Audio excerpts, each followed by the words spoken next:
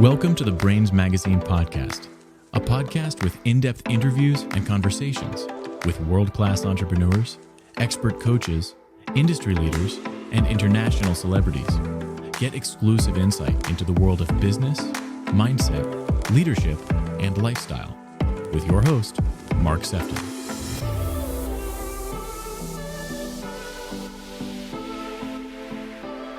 I want to welcome you to the next episode of the Brains Magazine podcast. And today we are speaking with David Lutz. David is an executive talent management consultant. He's also a leadership career coach, amongst many other things. David, it's lovely to have you on today's Brains podcast. How are you? I'm doing well. Thank you. It's an honor, privilege. Thank you. Yeah, absolutely. I always say about how much I enjoy, just sitting down with somebody like you and kind of really getting into your psyche. I'm always fascinated by people's motivations. I think for me, my enjoyment of interviewing, thousands of people over the years is fundamentally, why people do what they do, more so than I think what it is that they do. I've always found that really fascinating. Have you always kind of enjoyed the exploration of human behavior, David, and the reasons why we do things? Yeah, there's been a motivation that's even shifted at my late age in life, that it's the big why. It's the true north question. It's easy to take an academic qualification and take a good CV or resume and just say, that's what I do. But the question is, when you wake up in the morning, what gives you a buzz? It's not that you've got to be happy and psyched all the time. It's what makes you go the extra mile, what makes you give more, what makes you invest more of yourself. What about self-improvement? Why do you want to get better at not only what you do, but who you are? So it comes out of my background in ministry, sure. But the basic sum it all up for me these days, it's to help people find purpose, meaning, and direction. And I know that if we can help people even discover a bit of that, then they're going to, be much happier in life. So. Do you find, David, that with time, that we kind of naturally kind of become a bit more aware of maybe our purpose, or do you think that we can become very focused on our purpose even at a young age? Because it seems like there's a lot here. I think I'm 41. I don't know how old you are, David, but obviously I've been living intentionally for quite a number of years, and realized none of us chose to be here on planet Earth. Our parents made that choice. And we're trying to do our best to kind of understand what we'll put on Earth to do, and actually have some meaning to our life. Does it come with age, or is it something that you feel like we can really tap into as soon as possible? Look, Mark, I'm not going to let you trick me into telling you how old I am. There's no way I'm going to do that. I mean, I am old enough to be your father. Let's put it that way. The thing that I've discovered over the years is, I began life in Christian ministry in a place in South Africa when church ministry, where there's a battle for survival mentally, emotionally, and even physically, practically. When I transitioned out of ministry, I began to realize that the battle of cultures and the battle of values and the battle of isms, in the sense of, and I'm not talking about communism or socialism or whatever, I'm talking about rightsism, wantsism. I must have more. I must accumulate more. And the pressure to conform and the pressure to be what the world around you wants you to be, became my own sense of purpose, to help people realize that they have God-given talent, they have God-given ability, there are strengths inside us, there are want to, must do, can do factors that come into our lives that get us to a place where, until I satisfy that, until I pursue that, until I discover it and unlock it, I probably won't be, and I don't want to say happy, because happiness is about happenings, but we're not going to discover joy, and a joy of inner peace and inner sense of purpose.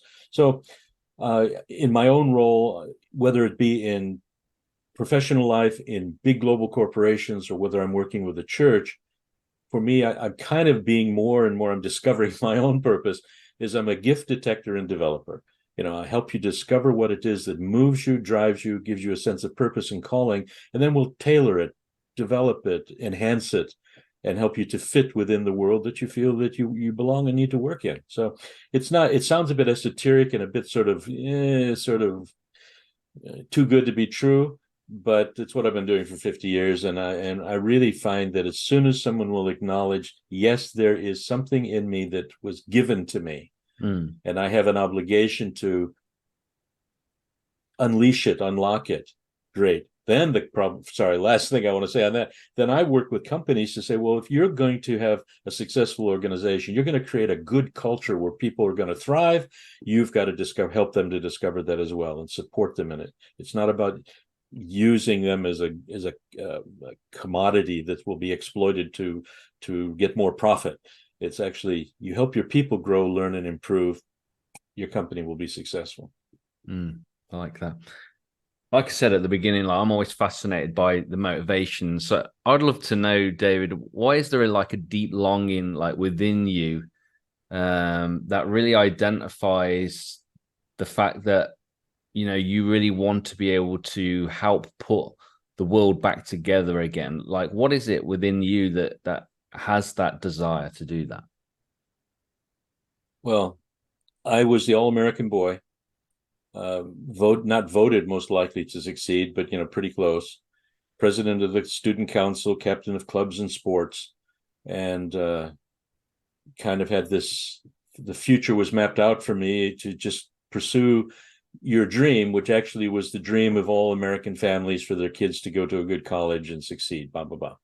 And then I went to South Africa as a Rotary Exchange student, let my very, very short conservative hair down, so much so that the private boys' school that they put me in, the family I stayed with, and the Rotary Club themselves were deciding to send me home. And it would have been the first one in the history of the Rotary program. And I was really searching for who Dave Lutz was. I had decided I'm not going to be this boy from the upstate New York small village. I'm going to be whoever it is I'm supposed to be. I didn't know what that meant. Anyway, they sent me to a Christian camp in north of Cape Town. I made very, very clear to the camp leader, who was a prominent lawyer in the city, and to my host father, who took me to the bus station, I want you to keep your religious mitts off me. I have no interest. Do not come near me.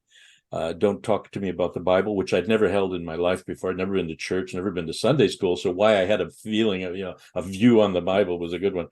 But anyway, got to I think the Baptist minister who was leading our tent of about 9 boys, I think he wanted to quit the ministry by the time we got to Thursday. I was pretty awful to him. But anyway, on the Thursday night, the commandant, the lawyer who was leading the camp, shared something that just said, that Jesus is relevant, he's real, he's alive, and he can make a difference. You need to hang a sign around your neck that says you're under new management. Are you willing to do that? And I go, whoa, I've never even thought about it before. I had no idea, no context. So anyway, with coffee break, I went to him later and just said, I want to say thank you. And I didn't. Instead, I grabbed him by the shirt, and tears streaming down my face. I screamed in his face, why has nobody ever told me this before? This is the most amazing news I've ever heard. And I was shaking him violently. He described me later as an angry young man. But anyway, that started my journey. October 7th, 1970. Wow. And he began to coach and guide me to say, there's something in you that has meaning and purpose, and I want to help you to discover it. And that became my quest and my own sense of mission and purpose. Lost my way along, in the journey. Along the way, I got lost and mixed up and found myself doing really weird things, like helping downsize Soviet military all over the former Soviet Union. But again, it was still about retraining, regrouping, rediscovering who you are, what you're meant to do, and get into jobs, get into careers, get into something that has a sense of mission and purpose. And that's been my own personal quest and my own sense of mission for years and years. So it sounds like you're a bit of a modern day Saul then during those younger years. Oh yeah, no, it never came to mind before, but thank you for that. I'm not you mean like I'm on the road to Damascus and I'm going to get struck down off the okay, great, thanks for that. I'm waiting for it to come any day. Oh, I don't think you're there now. I see. Okay, no, you've transitioned to Paul now, but But in those younger years where you were like, I don't want anything to do with like God or Christianity. I don't Oh want anybody no, to come near me. yeah, yeah. And it's what's odd is that I had no context. The only thing about religion or Christianity that was that two things. One, my great grandmother wanted me to say grace at Thanksgiving and Christmas. And so I would use the same one starting from the age of 10 and for 4 or 5 years. And I would say exactly the same grace prayer. And as I finished, my mom, my great grandma, the three aunts, aunties would all, tears streaming down their face. Oh, he says that so nicely. And all the cousins would want to throw up. And the other thing is that I used to get weepy at the Christmas song "Little Drummer Boy," and I have no idea why. Other than that, I had no interest whatsoever, had no knowledge or interest. So Interesting. Now, your faith is at the core of a lot of what you do, David. Do you ever feel like compromised in your work while honoring your faith? there's always a challenge there. I've been asked to do some really bad things and stupid things, and I have walked away. For example, I worked with one global corporate. Actually, they were the world's largest dairy producer, and I had been asked to come in and find out why 47% of all top and middle and upper managers were leaving the organization every year. That's tough. I mean, maybe I think it was 30%, 35%. And I went in and discovered that it was X, Y, and Z, that there was and it was a leadership issue. They said, formulate a plan to help people believe and accept that we have a new set of values. We're going to put people first. Work-life balance is going to be essential. Development of leadership skills will be priority. Go out and design a program to tell them. When I pitched it to the senior management, the president, a French guy, said to me, no, I don't want you to do that. I don't want all this touchy-feely American stuff. He said, I want you to go and tell them, there's your job description. There's what we pay you to do. You either do it and love cheese making, or you leave, or you're fired. And I had gone all over the country and Canada telling people that there's a new world coming, that we're going to have an organization that actually cares about you going and playing soccer and football with your children on the weekend instead of making cheese. Anyway, I said, I can't do that. I can't be that messenger. So the core for me is, I don't beat people over the head with the Bible, and I certainly don't cram it down their throats. I work in Muslim communities all the time. And the thing that and other faiths and cultures, the thing that I stress is that whatever you do it excellently. Now, whether you have a faith that drives you to do that, or a commitment to a higher power or God, in my case, an allegiance to Jesus as my King and my Lord, I will do it excellently, not to win his favor, not to earn his love, but just because that's the best way I can show him that I appreciate what he's done for me. But now, one very quick analogy or one quick story. I teach on servant leadership. I train on servant leadership. I speak all over the world on servant leadership. It is becoming a hot topic amongst the 7 types of leadership styles that could be adopted in any organization. And it's absolutely true. I do exactly the same curriculum in global corporates all over the world as I do in a church. The only thing different is I don't have Bible verses. I say nothing different. Push people up, care more about others than yourself. Help them to develop, learn, grow, improve, and thrive. Create a culture, create a soil where people can grow in. Everybody wins. And not only that, guys, it's smart business as well. That's the way and so that's what motivates me, is to see that light come on, and to see people respond to that and say, well, help us do that. And then I could get really close to it as a coach, or, for example, and just help people to discover that purpose. The challenge is, many of the cultures, many of the organizations, their values say, we will achieve our financial objectives come what may, and we don't care what we do to get there. And if you don't like it, then go somewhere else. And the culture is not one of support or unlocking potential or anything like that. It's about commodity. So if the values aren't there, then you can't really help. I start often, my first thing in many of my sessions in a conference or in a seminar or workshop is, what do you believe about people? What do you really believe? Are they basically good? Can they change? Do they want to do better? Do they want to, my phrase, learn, grow, and improve or not? Do you believe that they can be developed and thrive? Well, if you don't believe that people are capable and that they're not worth investing in, well, then, I might as well go home, because that's my thing. I've got to see people invested in. That's the key. Why are you of the opinion that people don't read the Bible, they read people? I should have seen this one coming, Mark. I really should have. It's kind of a cliched thing, but on the other hand, I have done other podcasts and other presentations on, the old Elvis Presley theme, "The Church Has Left the Building." And so I'm really kind of pushing that these days to Christian leaders and even myself. It's about time that we got off our pews, got off our knees, and got off our backsides and go out into the real world in which we live, and be his hands, be his feet, be his voice, be his love, be, even if it's just within the world that I live in. Don't try to boil the ocean. Don't try to change the whole world. Change and live out what you claim to believe. Be part of the answer to your own prayer, and get close to people and bring what he gave you to them. So that's reading me. If I am contradictory, I say one thing, I love you and I care about you. Oh, and by the way, come into my big church service where you can disappear anonymously into a crowd where nobody will care about your issues, your family, your marriage, your work.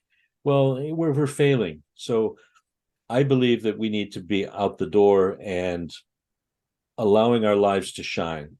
Now, are we going to fail? Absolutely. Are we going to let people down? Sure. Do it all the time. I'm not saying this is about perfection. It's about a willingness to love and care and do the best we can, honoring him by showing that love to other people. And people read that. I'm going to interrupt myself on this. One of the nicest things anybody said to me when I was a pastor in South Africa, she was a student in the Dutch Reformed Church, which is hyper conservative. And the dominee, the pastor of the church there, is only one notch below the angels in terms of authority. And I was sharing with my spiritual father, the lawyer who was at the camp, and we were joking, laughing, cheating at pool and snooker and lawn tennis and having a good old time as the guys, and we're talking just like blokes, we weren't doing anything, just being ourselves. And she interrupted me, and she said it in Afrikaans, and I can't quote her now, but essentially she said, "Dominee," that to me, "Dominee, you are the first dominee I have ever met who if I scratched deep enough, I would find a real human being underneath." And well, if anybody says anything better than that, let it, bring it on. But that to me was authentic, real, transparent, honest. Take me with my ups and downs, but if I can be consistently myself, consistently authentic, honoring him, then people, it's not saying they shouldn't read the Bible. It's just saying, I've had hundreds of people over the years say, what is it about what you do and how you do it and why you do it that I just need to know, and then I'm able to say something, hopefully. Yeah, I mean, they say that words and actions can be a lie, but patterns don't lie. And often, I think one of my favorite quotes when it comes to anything Christianity is, at all points share the gospel, and if you must, use words. I think that for me kind of says it all, doesn't it? It's really how we're showing up. People are tired of the hypocrisy. No, absolutely. Yeah, that's why I got knocked off the donkey on my road to Damascus trip. So yeah, thanks a lot for that. Now I'm really feeling responsible. So. I wanted to ask, can Christianity and business really coincide, right, David? Because my own experience is, unfortunately, a lot of things in the world that have Christian associated with them are not the best. They're often half-hearted, lukewarm, not as professional, not as glamorous, not as high standards. I've seen it throughout, and nothing has changed my mind. But as soon as you put Christian on it, for me, It's like it should be the creme de la creme. It should be the best of the best, and it isn't. And I feel like it's really detrimental to how some people are really turned off by Christianity, and other people, really just don't want to know anything about it. Well, yeah, sadly, I have to agree with you. We're the biggest reason why people don't come to God, don't turn to Jesus. I mean, I would love to see that turned upside down. Organizational values are driven, and I have to say this to any friends or people out there who want to come and visit me. Just want to remind you, I have Ukrainian mafia friends, and just want to let you know that. But capitalism for me, and even I'm in real trouble now. Even hardcore democracy is not Christian. I just don't believe it. We're not serving the needs of people in the whole of life. And we're exploiting, we've driven so much by profit and so much by return on investment financially, and maintaining some kind of social status quo that is about the haves and the have-nots. I'm really in trouble now. I just think that's why I asked the question, even in Muslim, I work throughout the Middle East, and I ask the same question with Muslim communities, Jewish communities, Indian communities. What do you believe about people? Are they exploitable commodities to help you achieve a business objective, or are they a valuable part of the very fabric of who you are as an organization? What is your why as an organization? I ask the people in my groups, do you know why you exist? Well, yes, the website says we exist to do this, and our people are our most valuable asset, and we can't be successful without investing in our people, and that's on the website. And then everybody in the room says that's just not true. I have a micromanager who is a bully. I feel like I'm being exploited to achieve somebody else's objective, but nobody seems to care about the fact that I have 3 sick children at home. I'm not saying the company needs to be so incredibly entwined and connected with the social life of their people, but at least we have to create a culture which says you are valuable. You are created by God. I'm not saying you have to bring God into the conversation, but we have such a confused set of values about what is important, what does rich really mean, anyway. I feel like I'm the richest man on the earth because I've worked in 45 countries, and I know people from all different backgrounds, and the message from me to them and them back to me is, what is your why? Why do you do it? I see worth in you. I see value in you as a person. And I want to help you to thrive in the soil that you're planted in. And I want to help your organization to create good soil so you can thrive. But part of that thriving and part of that goal and objective, that's the return on people investment that I want to see. But you're right. The church we've created this, we've enclosed ourselves into 4 walls and said, come in here and be put back together. When really we have to be out there where the real world is in pain and struggling and in hurting, and be there to help put them back together. Yeah, sure, invite them into the meeting by all means, but don't make that the be all and end all. And then we fight and snipe and shoot one another from different denominational platforms, claiming that we have got we've cornered the market on truth. When in reality, I know for a fact that in one major denomination since 1905, there's 15,000 different groups who have disagreed over one verse in 1 Corinthians chapter 12. I mean, and that's why they can't cooperate. I mean, it's ridiculous. Mm-hmm. So I'm not a good institutional guy. You're asking the wrong guy. I was ordained in the Anglican Church of England, Anglican Church. I've worked non-denominationally, non-racially. And when we declared our fellowship, one fellowship once, that we are non-denominational and non-racial, that completely upset the apple cart. Mm. And then I did it again in another church in South Africa. And because I wouldn't wear a tie, because I wanted to relate and connect with the people in the community who were visiting and so on, they said, pastors wear ties. And I said, well, I'm sorry, I have a feeling that we've been so religious this morning that Jesus probably is down at the local pub because those people are more authentic. Mm. You know, we're religious, and there's a big difference between being Christian and being religious. I'm sorry. So thank you for letting me share that. This has been like therapy, Mark. I mean, now I think regardless of what somebody believes in, right? Because There's obviously people that have different faiths, different beliefs. Why is it important, David, that we have something in our life that is bigger than ourselves? Why do we all need that? I don't know. There are two words that come to mind when I've dwelt on this, and it's part of my writing. Actually, it's part of the contribution I hope to make to Brains Magazine. But there's two words that kind of don't sound well together, or you don't usually see them together. One is vacuum, and the other is true north or compass.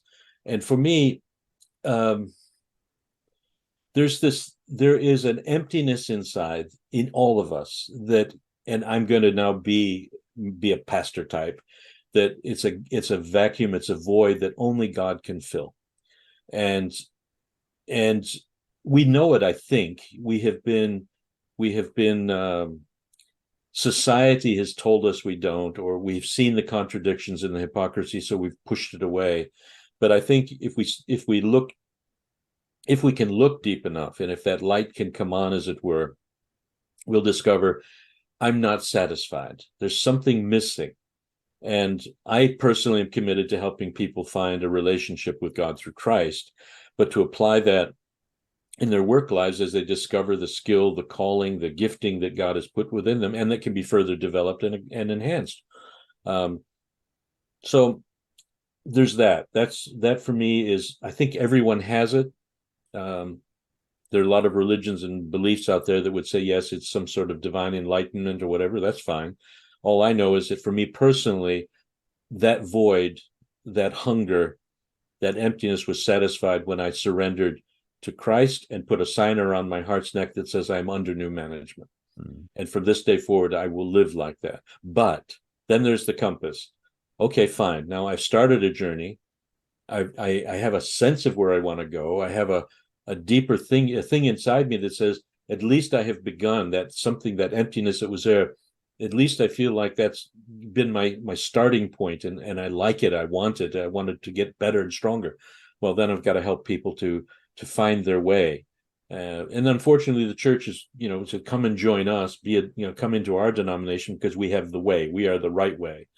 And that doesn't work often, most of the time. So if there's anything that I could do, it's to help people find that peace, to have that void filled, and then help them put a compass in their hand.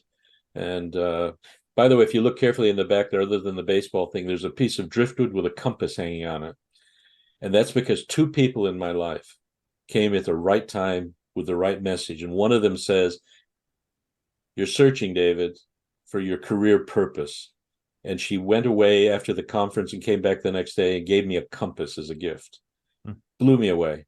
And the other one was when I'm wandering along the shores of Lake Erie, when I was having that difficult time with that large company that wanted me to deliver the bad message. I was in turmoil because I needed to decide, and I found this piece of driftwood on the shore.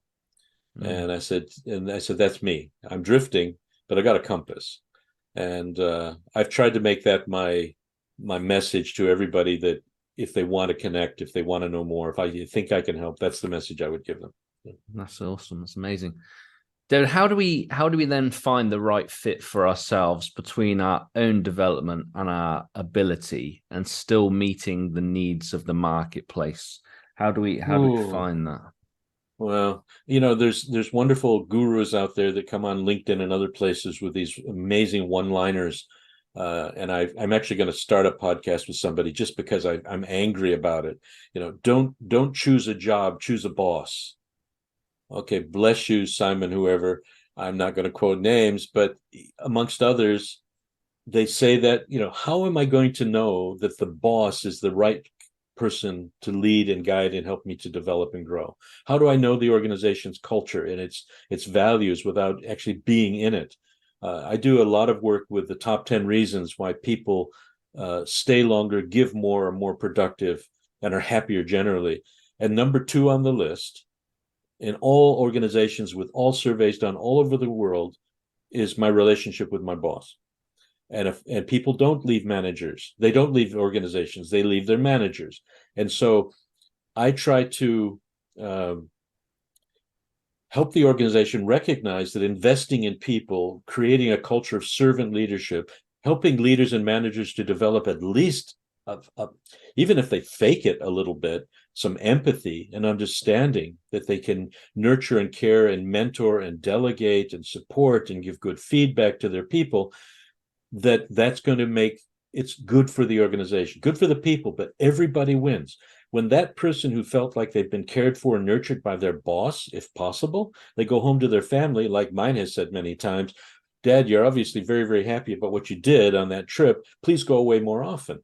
And why is that? I said, well, because we like this guy, and anyway, so organizations that can tap into that and recognize that investing in people is not a nice feeling thing. It's a good business strategy, as well as it does right by people. It's hard to find, and I try to coach and guide organizations to develop those cultures, but I also help individuals find them. As a career coach, I try to help them find those cultures, which is really not easy to do. Very well said. David, I have one final question for you. And I want to find out where people can find out more about you and interact with you, say hello and have a conversation with you directly. But obviously, everything for me falls to our ability to lead self, self-awareness, emotional intelligence. It's all in our relationship to self. So I'm always fascinated by this. But what is the most important habit we can establish in our self-leadership that you feel would probably benefit us all? I have built a tool, and I'm not going to get into the tool, but it's called an emotional intelligence DNA self-assessment. And it's basically called wiredness. How are you wired? And one of the best things we can do, I think, and it was good for me, and it's been good for thousands of people in my career, where you can ask yourself a series of questions about what it is that drives you, motivates you, gives you a sense of purpose. How do you like to solve problems? How do you like to be communicated with? How do you like to interact with people? And if you can be honest with yourself about your style, the way you live out that's whatever's core important, your core values and so on. If you can ask them intelligent and good, helpful questions like that, not scientific, not analytical, not psychometric, but if you can begin to be true to the few things, again, don't boil the ocean, just be true to the few things that you know about yourself. For example, do you like to fix things with your hands? If you ask me that question, I would run a mile. No, thank you. I can't. Do you want to design a training strategy for 13,000 people in 4 countries because it will help them learn how to be better people and blah, blah, blah? I'm in. Count me in. Do you want to paint a picture that glorifies God or captures the scenery and the sunrise? Absolutely not. Don't do that to me. But some people, they have the creative, the emotional, the intellectual, the logical, the analytical. We have to, if good organizations should find a way to discover how people, not only what they can do, but where they fit as personalities, as people, as characters. So it could start with me being true to myself. One thing I know that I cannot do is boom. One thing I know that I must do, that I not only want to do it, but I must. It's part of my own DNA or my own self-awareness. If I do that, I'm a pig in mud. That's what I must do. And if anybody wants to know more about this, of course, they can read the articles in Brains magazine. But anyway, there you go. But that's about my want to, I must do, I can do, that sort of blend of things. So that actually the checklist that's coming out in Brains throughout the years is the best thing I could tell you to do, really. It's follow that sort of recipe, if you like, and it'll at least help you ask the right questions about who you are and why you do what you do and what you want to do and long to do. And David, if people want to find out more about you, how are they best to go find out what it is that you do and the work that you do? Well, there are 2 websites that are not set up yet because this is all a part of a new discovery for me. One is called McLuhan Martin Associates, which is on the business side, and the other one is under new management, but under new management on the other side of the Christian perspective. So right now, the best place is LinkedIn. It has copies of articles, podcasts, things that I've said. I'm an advisor to organizations in places like Azerbaijan or public sector organizations in the Middle East. fine, that sort of stuff is there too. But what it does, it describes my own sense of purpose, what drives me down the road with purposefully. But it'll have contact information. It has relevant articles and postings that I put there, but that's probably the best place. David Lutz, LinkedIn.com, or Amazing. The other way around. Amazing, David. Thank you for joining me on today's episode of the Brains Magazine podcast. Hope you've enjoyed it. Thank you very much. Wonderful. Privileged to be here. Thank you. Thank you for joining this episode with me, Mark Sefton. I hope you've really enjoyed it. Feel free to leave us a positive review on iTunes, and I look forward to welcoming you back to the next episode of the Brains Magazine podcast.